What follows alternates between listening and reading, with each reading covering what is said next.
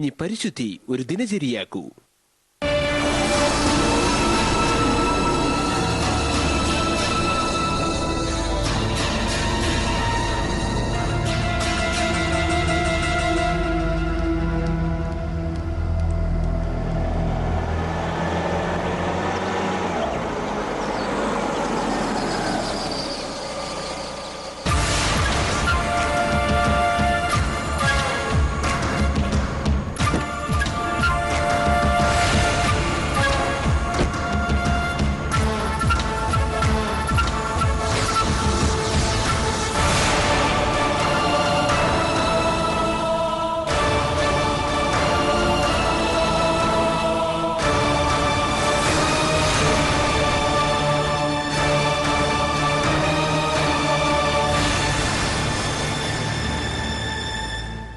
ഇന്നലെ കണ്ടപ്പോ പരിസരവും പരിസരവാസികളെ മറന്നു. സോറി.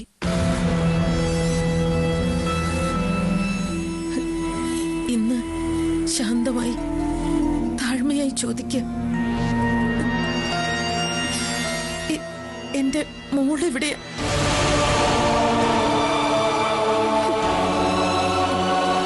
അല്പമെങ്കിലും നന്മ ഉള്ളിൽ അവശേഷിക്കുന്നുണ്ടെങ്കിൽ അത് പറയണം.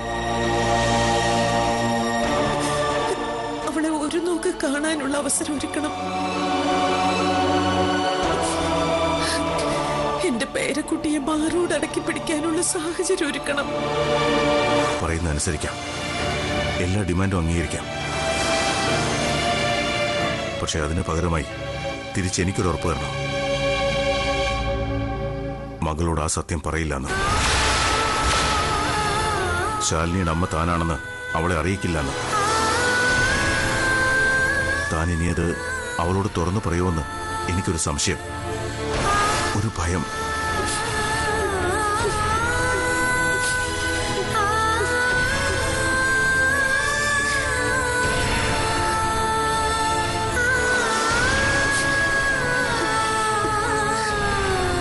ശ്രമിക്കാം.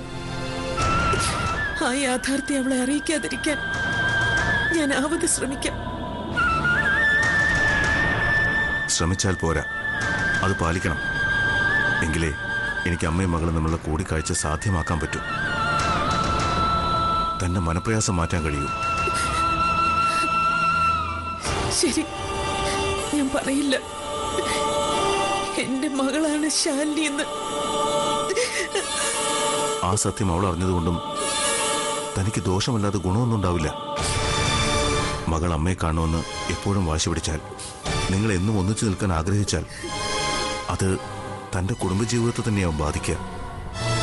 തന്റെ ജീവിതം തന്നെയാവും താറുമാറാവുക.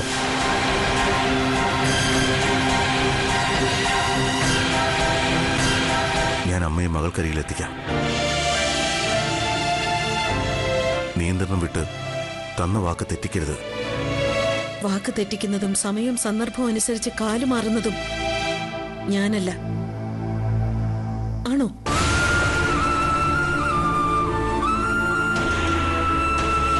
ആരും മനഃപൂർവ്വം അങ്ങനെ ഒന്നും ചെയ്തിട്ടില്ല.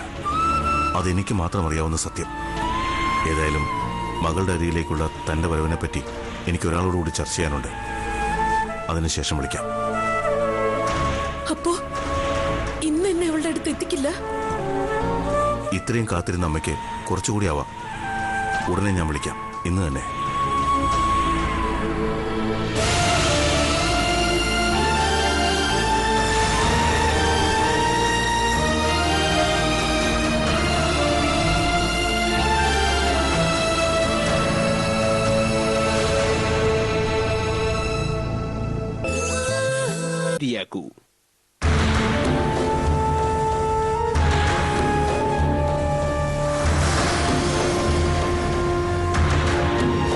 ഇനി മറച്ചു വെച്ചിട്ട് കാര്യമില്ല സാർ. ബുദ്ധിയുള്ള പ്രൊഫസറാണ് ജയന്തി സാർ.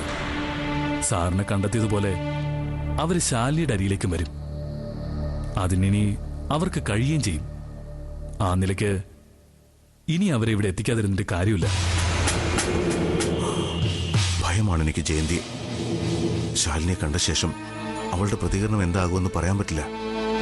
കാണാതിരുന്നാലോ പ്രതികരണം നന്നാവോ?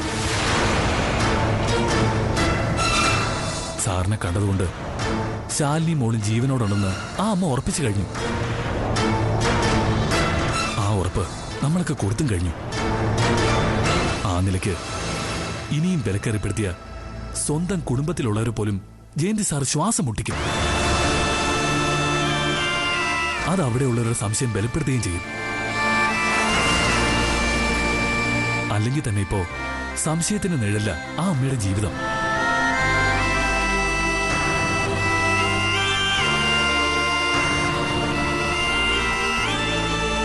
അതുകൊണ്ട് വരാൻ പറയണം സർ.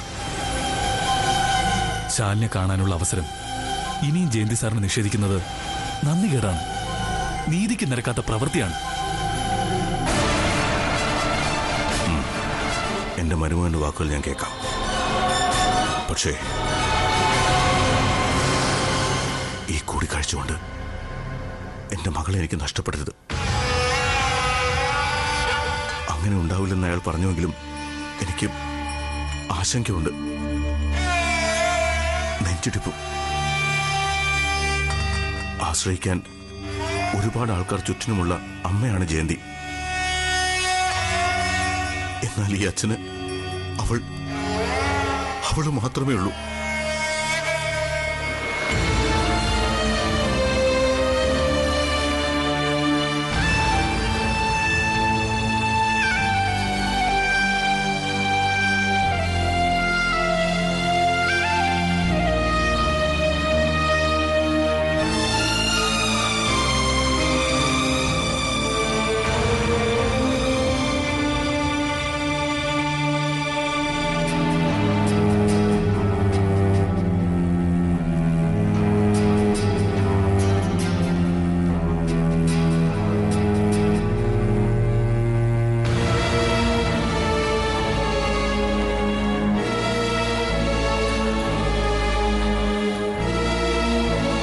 സാറേ, ലൈബ്രറിയിലെ ആളുള്ളോണ്ടാണോ ആലോചന എവിടെയാക്കിയത്? അല്ല, ചോദിക്കുന്നോണ്ടൊന്നും തോന്നരുത്. എന്തടപാടാ ആ എഴുത്തുകാരനുമായിട്ട്? പബ്ലിക് ലൈബ്രറിയുടെ പരിസരത്ത് വെച്ച് അങ്ങേരുമായിട്ട് വഴക്കുണ്ടാക്കിന്നോ സാർ അങ്ങേരുടെ കുത്തിനു പിടിച്ചെന്നോ കാഴ്ചക്കാര് ചിലർ പറഞ്ഞിരുന്നു. ഒരു കാരണവുമില്ലാതെ അത്രയും വലിയൊരു മനുഷ്യനോട് സാർ അങ്ങനെയൊന്നും പെരുമാറില്ലല്ലോ. കാരണമുണ്ട്, അത് തന്നെ ബോധിപ്പിക്കേണ്ട കാര്യമില്ല. എന്നാ പിന്നെ തന്നെ അങ്ങ് ബോധിപ്പിക്കും. എനിക്കറിയാം ആ ശാലിനി കൊച്ചിനെ തട്ടിയെടുത്തുകൊണ്ട് പോയതിന്റെ കരിയ. അല്ല സാറേ, ആ കൊച്ചിപ്പോ ജീവനോട് തന്നെ ഉണ്ടോ?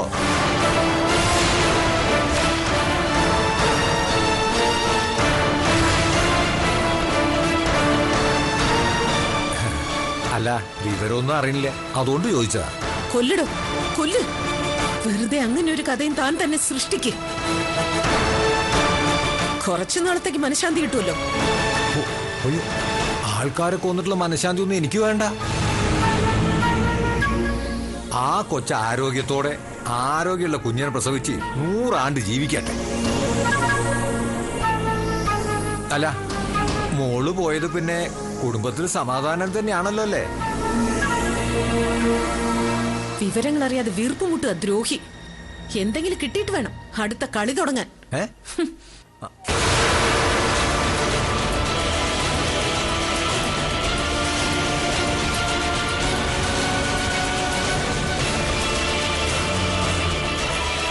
വിവരങ്ങളൊക്കെ അറിയുന്നുണ്ടടി. അറിയുന്ന വിവരങ്ങള് അപ്പപ്പ തന്നെ അറിയിക്കേണ്ടവരെയൊക്കെ അറിയിക്കുന്നുണ്ട്. സത്യശീലനാടി ഇത്.